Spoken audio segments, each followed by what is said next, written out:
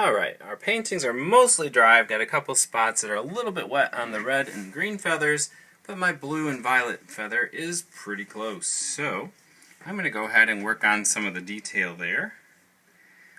One thing you can do, now that it's dry, is just take some almost pure blue pigment, and you can paint another layer over that, and if you feel like this is more dry on the you're painting on the dry surface now, so you can see that it's getting much darker at the bottom.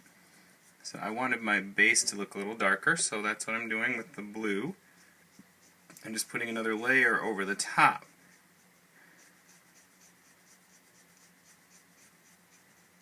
Okay.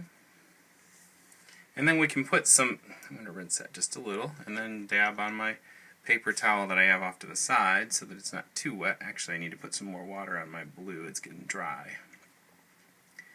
Not too much water because you don't want it to thin out too much. Now I'm going to try not to put my hand in there, and I'm going to try to paint some little lines that come from the, I'm just barely touching my brush to where that center line is and was, so that we can kind of create some of that feathered texture. And we can also go back and use a little bit of violet if we want. So far I'm just going to stick with blue. See how it turns out. Alright. And if you feel like you've got too much paint on, I always keep my paper towel nearby and I dab off the extra. So that way I can control it just a little better. I'm trying to create this feeling of parts of a feather. So it's not just flat surface, but it's got a feathery look because it's a feather. Alright, so here we go. Now I'm looking at that. It may need some more. Like I said, we could go back and looks like I need to wet the purple just a little more. The violet over here. Yep. And you can take some, maybe put a few lines of violet. It doesn't show up as much depending on how well your violet is working. Mine's a little stubborn. It's a little lacking in the vibrant department there, but I think it'll work. You can sort of see it. So I try to avoid using black for everything because sometimes it's too powerful of a contrast. So, but I save it for the very end if I need it. And I may use some on this one because this one's much darker.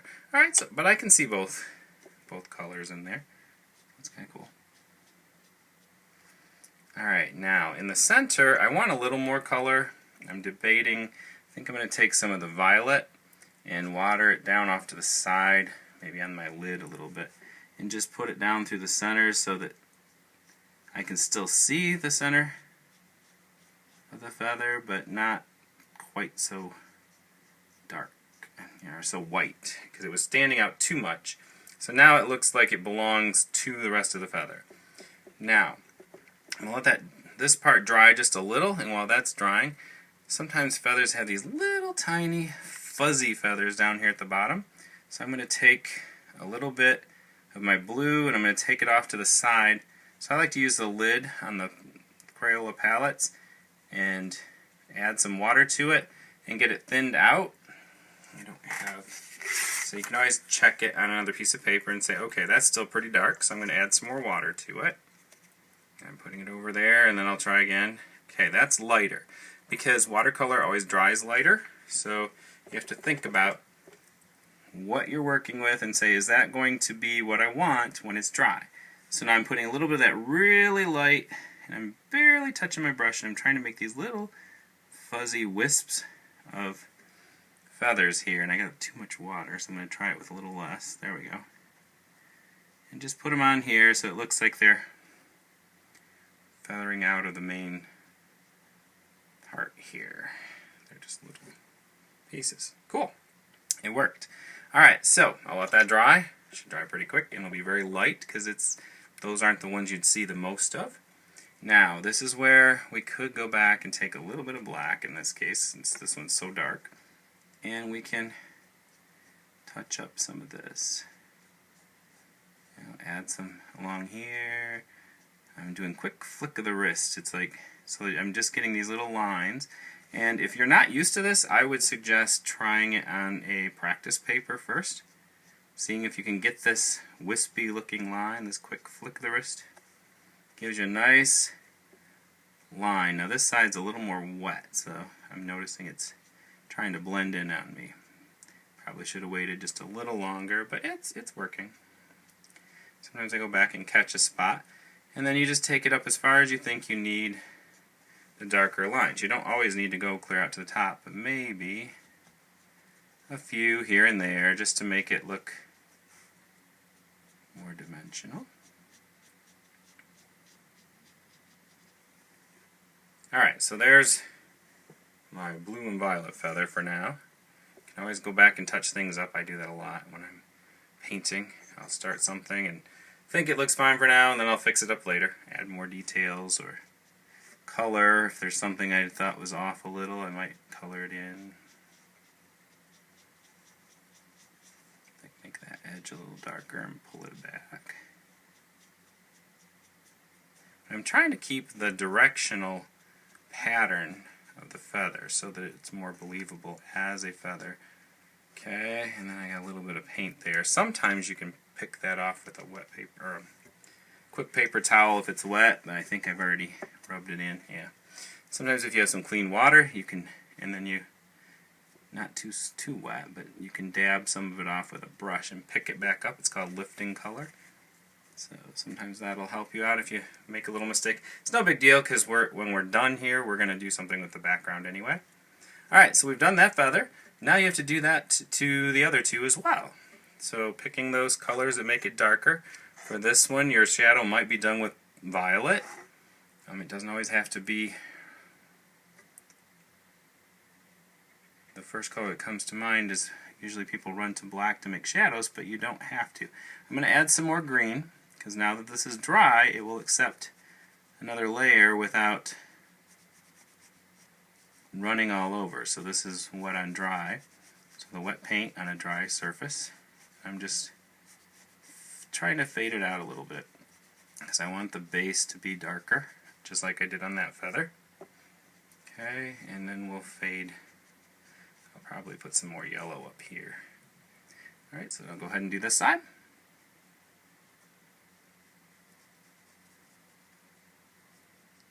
Paints are working pretty well, so that's always a positive. Alright, so I've got that part darker now by just by adding a layer, and if I wanted to brighten that green even more, make it even more bold, I could let that dry and put another layer of green on it. Alright, so I'm going to take a little bit of yellow, bring the top of the feather down to meet the other part. Okay. So this is more like lightening it up because I'm adding yellow to it, but I think it adds a little more fun. Okay. Alright, so I've got that part done. We'll give it a second to rest. Maybe you'll do your center. This one, I don't know, I might start with yellow and then put a little green in it, because yellow is already going to be really light. So let me see what that looks like first. Not bad. I'm getting a little bit of the green popping in since it's still wet. So that worked out well. So I don't get too much of it, because I want it to stay light, because that gives me a guide as to where my feather patterns will build off of. Alright, so we've got that part. Let that dry a little. While that one's drying, you could go work on the red. And check your water again, see if you need to change it. If it looks pretty clean, go for it. Alright, so I'm going to touch up some red here. Brighten that up. Make this part really bold at the base of the feather. So a whole new load of red before I add anything else. And I might use blue for the shadowing in the red one, because blue and red will give us a kind of a violet type shadow.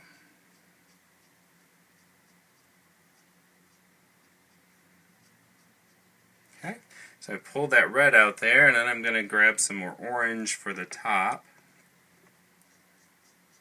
That one's needing a little bit of attention. There we go, and I'll let them kind of blend together as where they come to meet. Looks cool.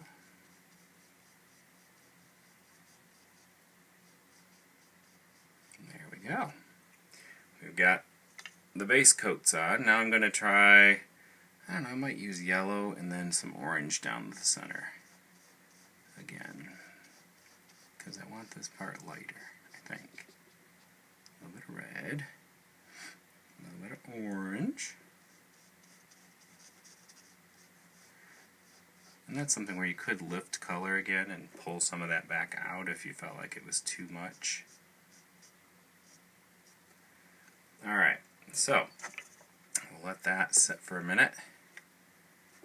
Here's one where, see, I just picked up some of that color. I don't know if you noticed that, but when I dipped this in here, it pulled some of the color out of the center. Now I'm just reusing it, relocating it a little bit.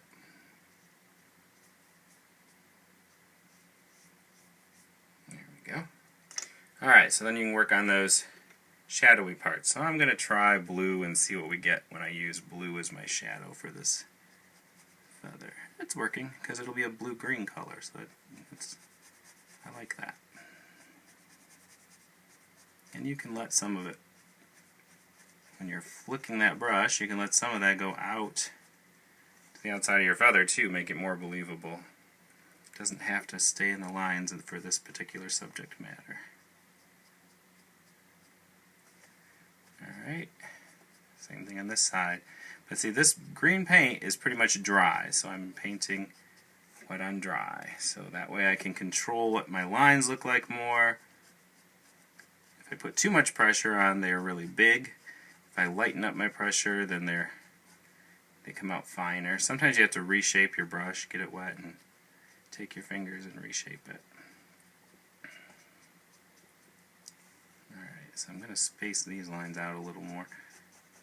And just barely touching the little tip hairs of the brush so that it catches that and makes some texture out here. Cool beans. There we go. Okay, so this one is starting to take shape. Sweet. We're going to let that set for a minute because this is starting to play its game again. I'm only going to hit color on this edge of it. I want it to look more rounded. Cool. Alright, so we could do that little fuzzy feather thing over here too. So again, you can water down some of your color off to the side, test it on another piece of paper, make sure it's light enough for what you're looking for, and then make the magic happen. Alright, so let's see what we can do. I gotta make sure I don't have too much water on my brush because then I'll get fat lines, and I want these to be really skinny and not very dark. Okay. So there they are. Now that might need a little more, might be too light.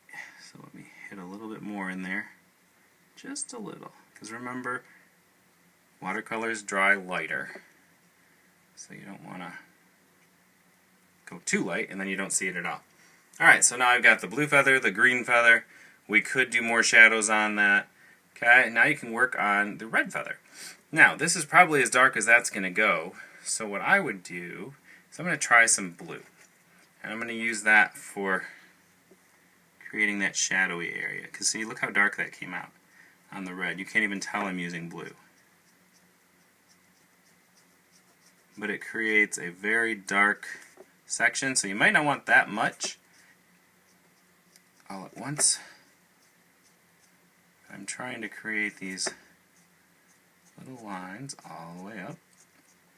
Again, just kind of flicking the brush. So you're touching and actually removing your brush from the surface as you're doing it. So down and up, but in a very quick motion. Now this one I'm not totally thrilled with yet, but we'll make it work. We'll figure it out. Okay, so these are mixing a little bit, getting that brownish color. Sometimes that's good, sometimes not so much. Alright, so I noticed I got a little bit of my blue down through the center, so I'm just going to work with it, make it blend out so I don't see those harsh lines, because I want to keep the center of my feather, and it actually looks kind of cool, so I'm going to leave it. Alright, now if you don't like the blue, choose a different color, keep it more red. There are lots of options there. Just don't get too much water, because you will get some fuzziness. Your lines will no longer be solid. They'll get fuzzy, which I've got a few doing that.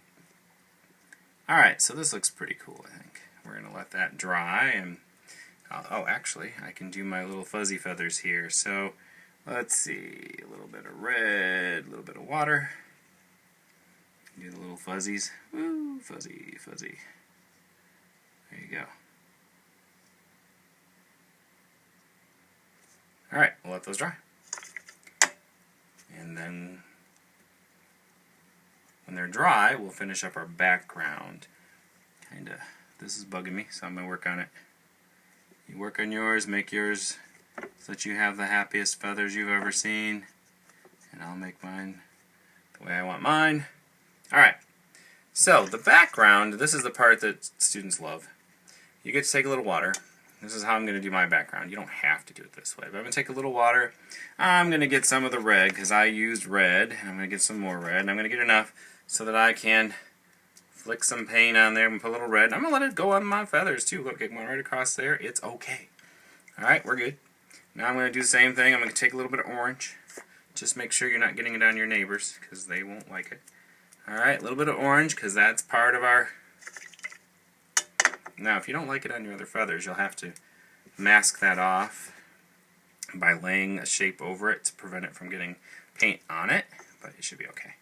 Alright, so I'm going to do a little bit of blue. Okay, so we're hitting that up with some blue. So we got some of the same colors in our background, so it ties the background and the rest of the subject matter together. It makes them look like they belong together. Alright, and I can do a little bit of green if we want. So, can't forget the green. Alright. And boom, boom, boom. There we go. Alright, so I've got some color, and when this dries, you can sign your name on there, and you've got yourself another piece of artwork. You can touch up your feathers more if you like, but hopefully you had fun, and you created a nice piece of artwork that you're ready to share with someone else. Alright, so here we go. There we go. Have a great time creating.